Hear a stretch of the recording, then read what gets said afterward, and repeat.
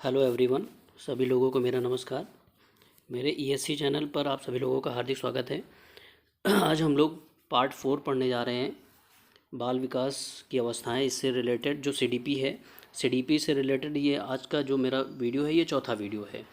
Part 1 में हम लोगों ने वर्गीकरण को पढ़ा था, पार्ट 2 में शैशवावस्था, पार्ट 3 में बाल्यावस्था और आज हम लोग पार्ट 4 में किशोरावस्था को पढ़ेंगे। अगर इससे पहले की वीडियो आपने नहीं देखे हैं तो चैनल की प्लेलिस्ट में जाकर सीडीपी की एक प्लेलिस्ट है, वहाँ पे जाकर आप पहले की वीडियो देख सकते हैं। चलिए वीडियो की शुरुआत करते हैं। टॉपिक है हमारा आज का किशोरावस्था। किशोरावस्था होती क्या है उसके बारे में यहाँ पे कुछ पॉइंट टू पॉइंट मैंने रखे हुए हैं, चलिए देखते हैं उनको। किशोरावस्था को इंग्लिश में क्या कहते हैं? एडोलसेंस कहते हैं। इसकी जो टाइम पीरियड होता है, इसका अवधि जो होती है वो होती है 12 से 18 वर्ष। किशोरावस्था को अंग्रेजी में एडोलसेंस कहते हैं, जो लैटिन शब्द एडोलसियर से बना है, जिसका शाब्दिक अर्थ होता है परिपक्वता की ओर बढ़ना। आगे बात करते हैं। इस अवस्था में बालक का विकास सबसे तीव्र गति से होता है। तो बालक का विकास दो अवस्थाएं ऐसी है जहाँ पे तीव्र गति से होता है। पहली अवस्था जो है वो है शैशवावस्था। पहली जो है वो शैशवावस्था, यहाँ पे बालक का विकास तीव्र गति से होता है। और बाल्यावस्था में क्या होता है? बाल्यावस्था में विकास की गति थोड़ी सी मंद होती है और पुनः किशोरावस्था में तीव्र हो जाती है। तो एक क्वेश्चन यहाँ से आपका बन सकता है कि ऐसी कौन सी अवस्था है जिसमें जो बालक का विकास है वो पुनः तीव्र होता है, इस तरीके से बना सकता है। तो वो वहाँ पे जो आंसर होगा वो किशोरावस्था। ठीक, अगला पॉइंट देखते हैं।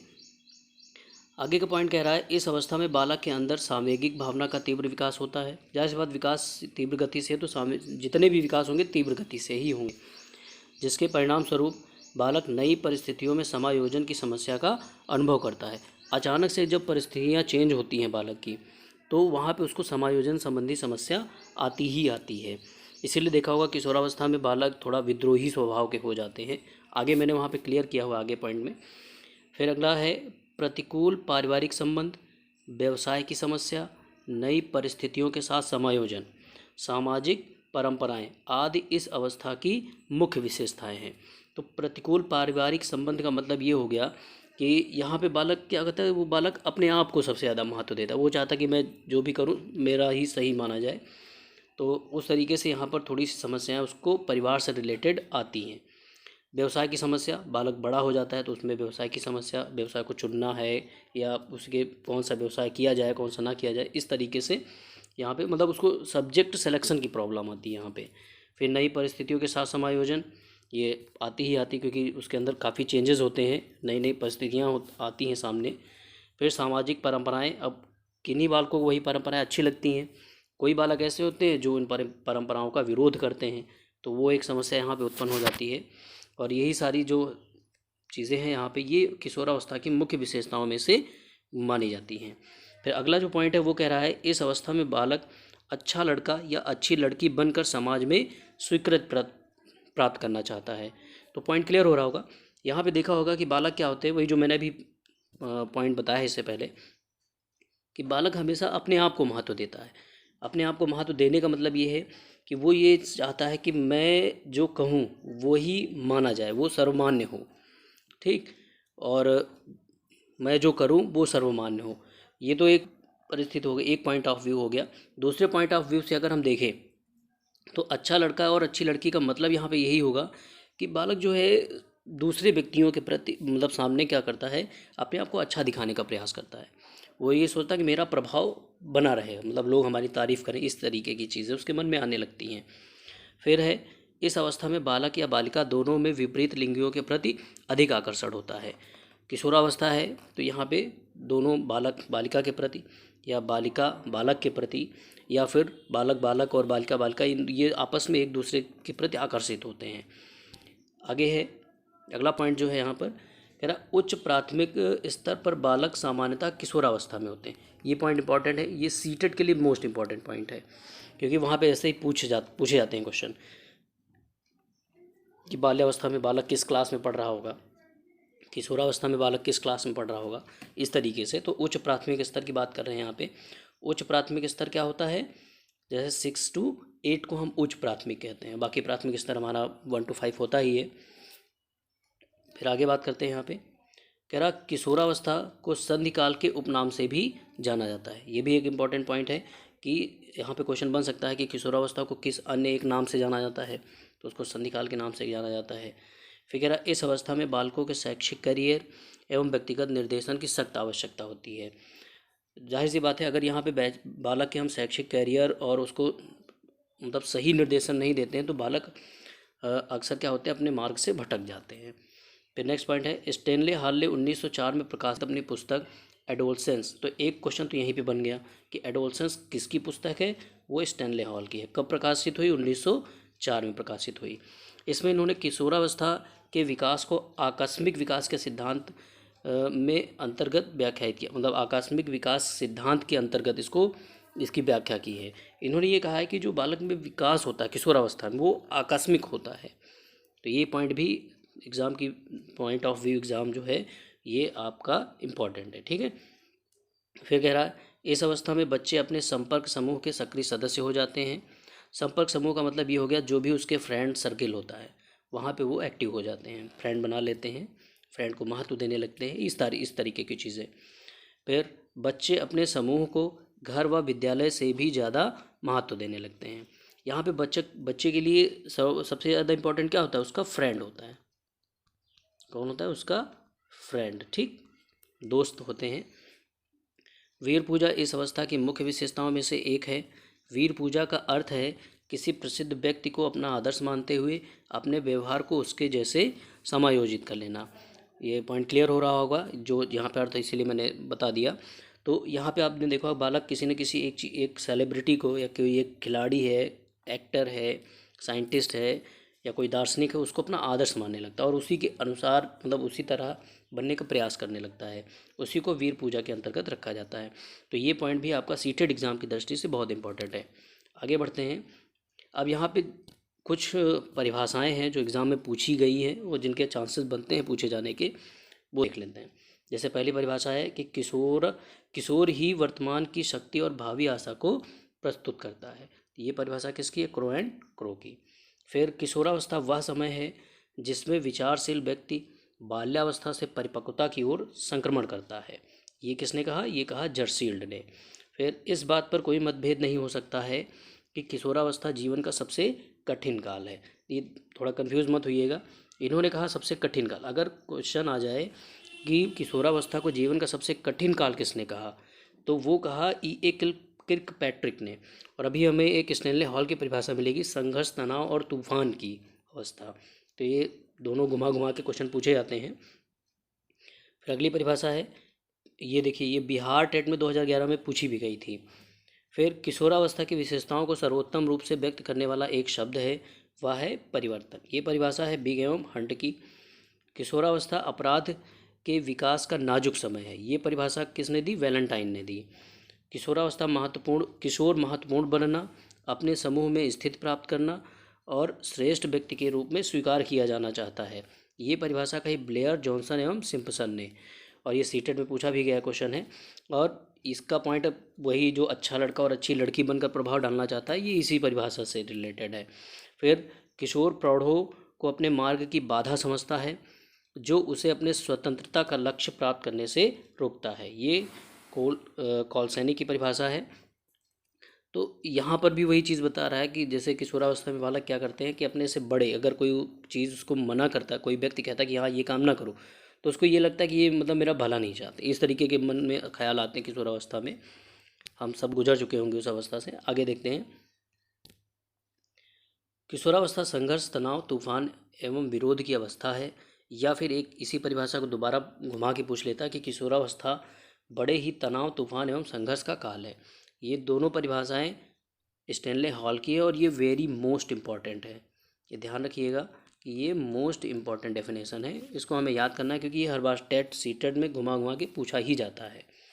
किशोरावस्था के अन्य नाम क्या क्या हैं, जीवन का सबसे कठिन काल, संधिकाल, ये संघर्ष, तनाव, तूफान और विरोध की अवस्था, इन सारे नामों से जाना जाता है इसको। आगे हम लोग बात करेंगे किशोरावस्था की विशेषताओं की। विशेषताएं बहुत सारी है इसमें, तो जल्दी से देख लेते हैं इनको। स्वतंत्रता एवं विद्रोह की भावना। तो बालक यहाँ पे परिवार के साथ कम, अपने दोस्तों के साथ ज़्यादा रहता है। तो अगर उसको माँ मना करते हैं तो वो तुरंत विद्रोह कर देता है, मतलब उसको गुस्सा कर जाता है, इस तरीके की चीज़ें। ठीक है। अगला पॉइंट जो है वो है प्रतिष्ठा एवं पदवी की आवश्यकता। तो यहाँ पे बालक, वही अभी मैंने बताया कि बालक हमेशा क्या सोचता है, वो सोचता है कि हम सब लोग हमारी तारीफ़ करें, मैं जहाँ भी जाऊँ लोग मतलब मेरी वाहवाही करें, इस तरीके से। तो इस पॉइंट का वही मतलब हुआ। कल्पना का बाहुल्य, बालक कल्पना में जीता है, हर चीज़ वो पहले ही दिमाग में सोचने लगता है कि ये ऐसा होना चाहिए, ऐसा होना चाहिए, इस तरीके। वीर पूजा की भावना, पीछे हम लोग पढ़ चुके हैं इसको। स्थिरता व समायोजन का अभाव, तो यहाँ पे नई परिस्थितियाँ बालक के सामने उत्पन्न होती हैं तो वो उसमें कभी कभी समायोजित कर जाता है, कभी कभी समायोजित नहीं कर पाता, तो उसके साथ उस परिस्थिति से संबंधित समस्याएं आ जाती हैं। मादक वस्तुओं के सेवन की समस्या, सबसे ज़्यादा अगर बालक बिगड़ता है तो किशोरावस्था में ही बिगड़ता है। कहते हैं कि अगर किशोरावस्था में बालक सुधर गया तो वो पूरा जीवन सुधरा रहेगा उसका, और अगर किशोरावस्था में बिगड़ गया तो फिर उसको सुधरने में पूरा जीवन व्यतीत हो जाता है। मादक वस्तुएं, ये जो नशा गुटखा ये सारी चीज़ें हैं, ये सारी चीज़ें बालक, क्योंकि यहाँ पे वो कहाँ मिलता है, वो अपनी मित्र मंडली से मिलता है, और मित्र कई तरह के होते हैं तो वहाँ पे वही सीखता है ये सारी चीज़ें। अगर यहाँ पे हम उसको अच्छी तरह से निर्देशित कर दें तो बालक का जीवन सुधर सकता है। तो ये समस्या यहाँ पे होती है और यहीं पे शुरू ही होती है ये समस्या। आगे बुद्धि का अधिकतम विकास होता है, रुचियों में परिवर्तन होता है, आत्महत्या की प्रवृत्ति का विकास होता है। ये समस्या भी बहुत, कह लो, गहन समस्या है, गंभीर समस्या है आज के समय की, कि बालक को कुछ भी कह दो तो वो तुरंत लटक जाता है। लटकने मतलब सुसाइड करने का या फांसी पर लटक जाना, इस तरीके की चीज़ें, ये उसके अंदर प्रवृत्तियाँ आ जाती हैं आत्महत्या करने की। तो इसीलिए हमें बालक को बहुत अच्छे से इस अवस्था में उसको ट्रीट करना होता है। आगे है समूह का महत्व, रहता ही रहता है, वो परिवार से ज़्यादा समूह को महत्व देता है। घनिष्ठ मित्रता, इसी अवस्था में उसके मित्र बन जाते हैं और घनिष्ठ मित्र बनते हैं जो जीवन पर्यंत रहते हैं उसके मित्र। फिर शैशवावस्था की पुनरावृत्ति। अब पुनरावृत्ति क्यों कहा गया, क्योंकि यहाँ पे देखिए हमने एक शुरुआत में ही बताया था कि जो बालक का विकास है वो शैशवावस्था में सबसे तीव्र होता है, फिर बाल्यावस्था में मंद और किशोरावस्था में पुनः तीव्र हो जाता है, इसीलिए इसको कहा गया शैशवावस्था की पुनरावृत्ति। फिर रचनात्मक कल्पना की क्षमता आ ही जाती है यहाँ पर। काम शक्ति की परिपक्वता या क्रियाशीलता, और फिर जैसे वही चीज़ें कि एक दूसरे के प्रति आकर्षित होना, ये सारी चीज़ें यहाँ पे आ जाती है किशोरावस्था में।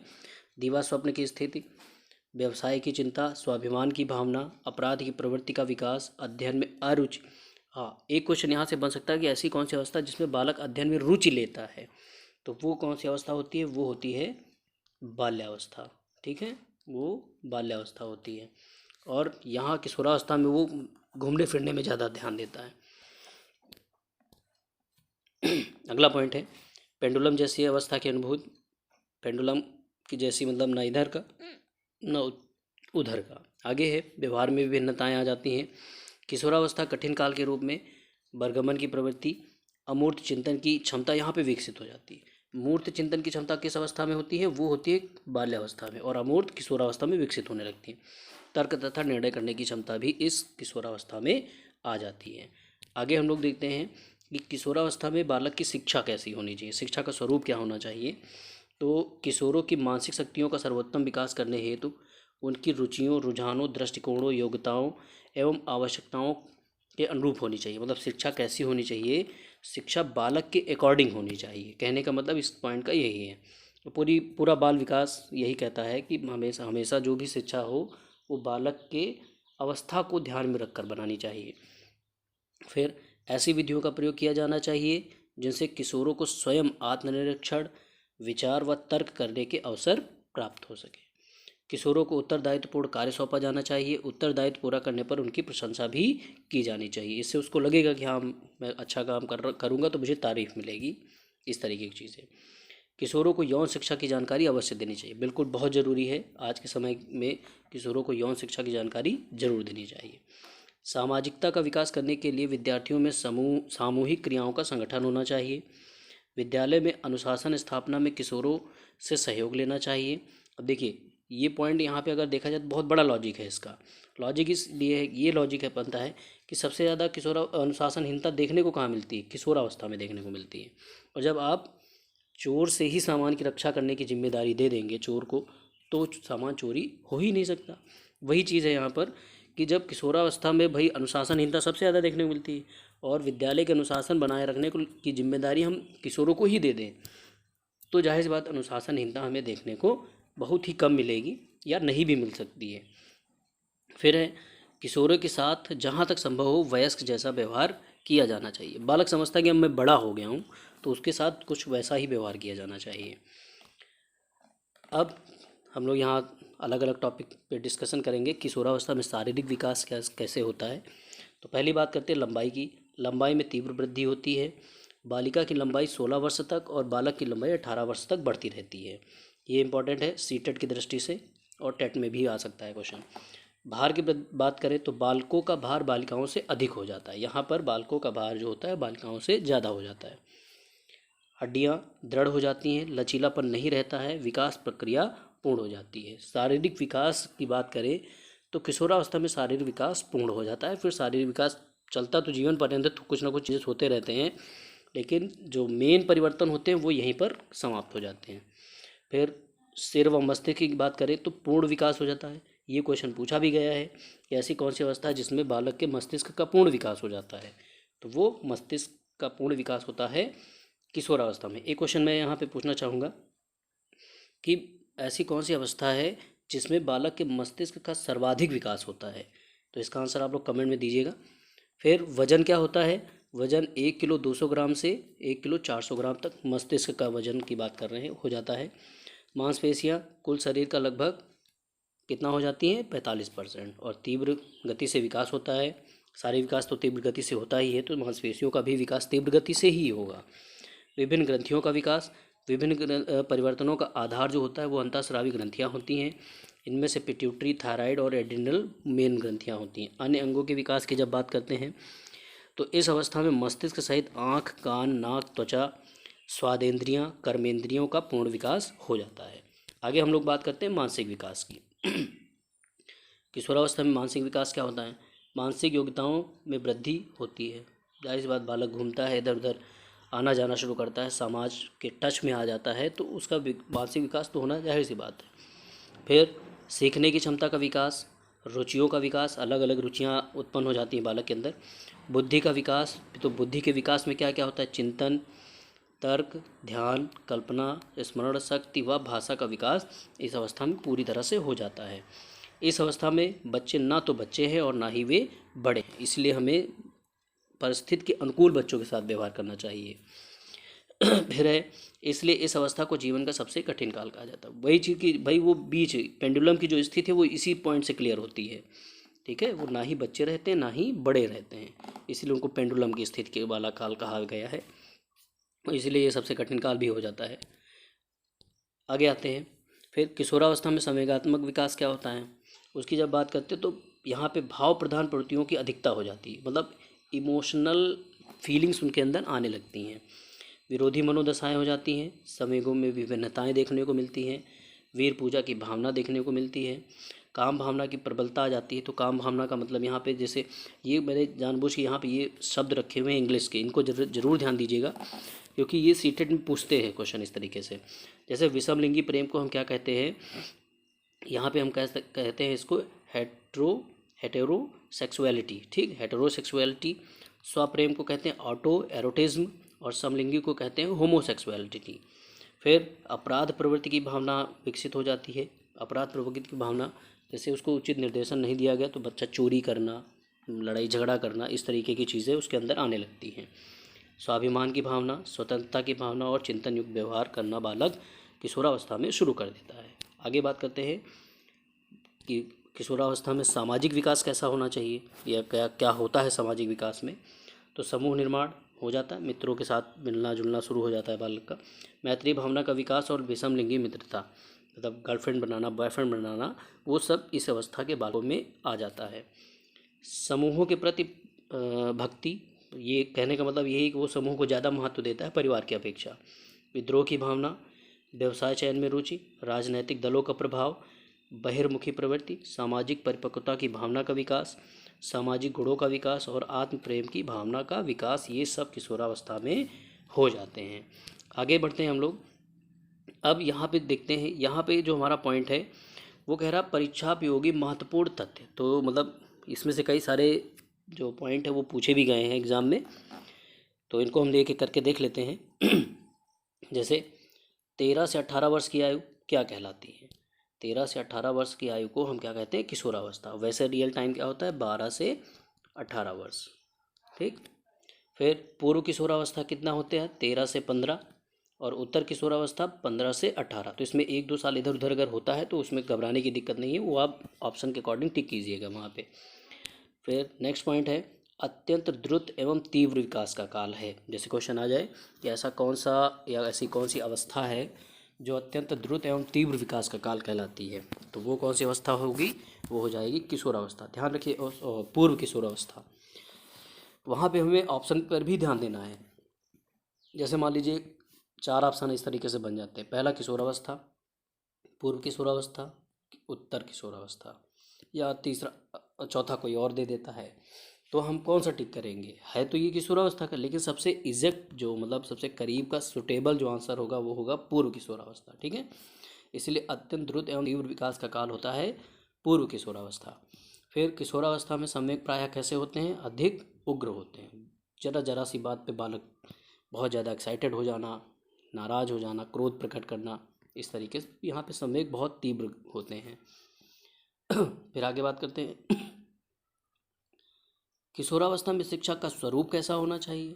तो किशोरावस्था में जो शिक्षा का स्वरूप होना चाहिए वो जीविकोपार्जन के उद्देश्य की पूर्ति करने वाला होना चाहिए। फिर ये यहाँ पे परिभाषा दी गई है कि किशोर ही वर्तमान की शक्ति और भावी आशा को प्रस्तुत करता है। ये मैंने वहाँ परीक्षा भी होगी परिभाषाओं में भी एक पॉइंट मैंने रखा था। इसकी परिभाषा किसने दी? क्रो एंड क्रो ने। फिर इस बात पर कोई मतभेद नहीं हो सकता है कि किशोरावस्था जीवन का सबसे कठिन काल है, ये कहा E.A. किर्कपैट्रिक ने। किशोरावस्था को अंग्रेजी में एडोलसेंस कहा जाता है। बालक का शारीरिक, मानसिक, सामाजिक, संवेगात्मक विकास पूर्णता को प्राप्त होता है। देखिए आ ही गया वही पॉइंट, ये कहाँ पे प्राप्त होता है? किशोरावस्था में प्राप्त होता है।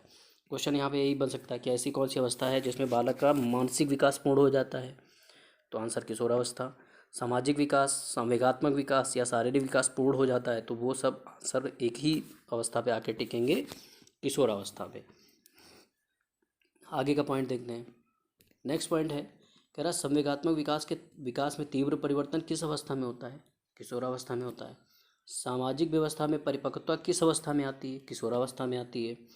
मानव विकास को किन क्षेत्रों में विभाजित किया गया है? ये थोड़ा हट के क्वेश्चन है, ध्यान दीजिएगा।